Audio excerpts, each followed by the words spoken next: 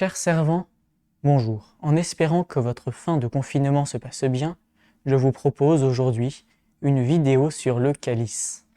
Cette coupe, généralement métallique, que vous voyez beaucoup à la messe, représente le récipient que Jésus a utilisé lors de son dernier repas pour recevoir le vin. C'est donc un objet de tous les jours. Le calice, aujourd'hui, est souvent accompagné d'un purificatoire, un petit linge rectangulaire blanc, puis une palle, sorte d'assiette qui va contenir la grande hostie, puis un corporal, linge blanc carré, et enfin un voile, généralement aux couleurs liturgiques. Maintenant, ce calice, comment l'utilise-t-on ? À l'offertoire, dont Grégoire vous a parlé lors de la précédente vidéo, vous apportez le calice au prêtre qui déploie aussitôt le corporal et pose dessus patène et grande hostie. On va ensuite mettre de l'eau et du vin dans le calice, le vin représentant la divinité de Jésus et l'eau son humanité. Le prêtre dit alors « Comme cette eau se mêle au vin, puissions-nous être unis à la divinité de celui qui a pris notre humanité. » Peu après, le prêtre va prendre le calice, l'élever et dire « Tu es béni, Dieu de l'univers, toi qui nous donnes ce vin, fruit de la vigne et du travail des hommes, nous te le présentons, il deviendra le vin du royaume éternel. » Et à nous de répondre « Béni soit Dieu, maintenant et toujours. » À la fin de l'offertoire, le calice est encensé avec les hosties.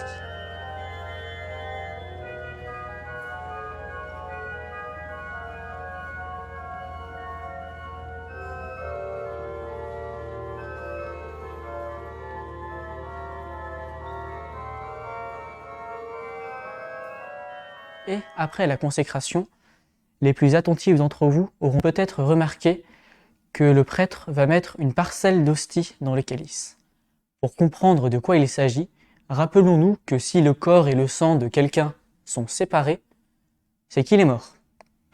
Ainsi, réunir à nouveau corps et sang du Christ signifie qu'après être mort sur la croix, Jésus est ressuscité le 3e jour.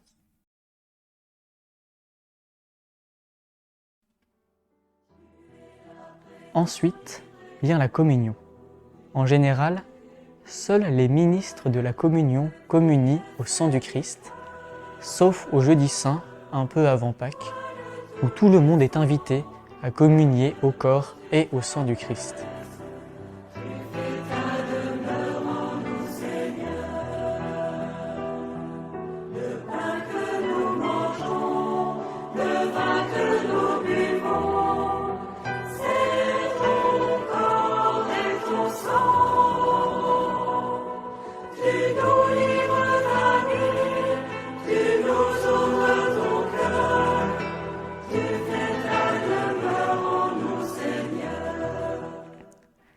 La communion est suivie par la purification, où le calice va recevoir les parcelles d'hostie des coupelles pour éviter qu'on perde un peu de corps du Christ.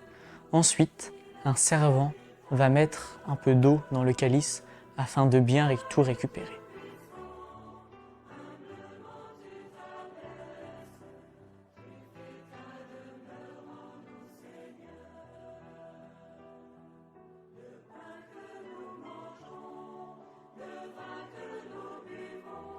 Après quoi, tous les objets qui étaient sur le calice, sauf la grande hostie, y retournent.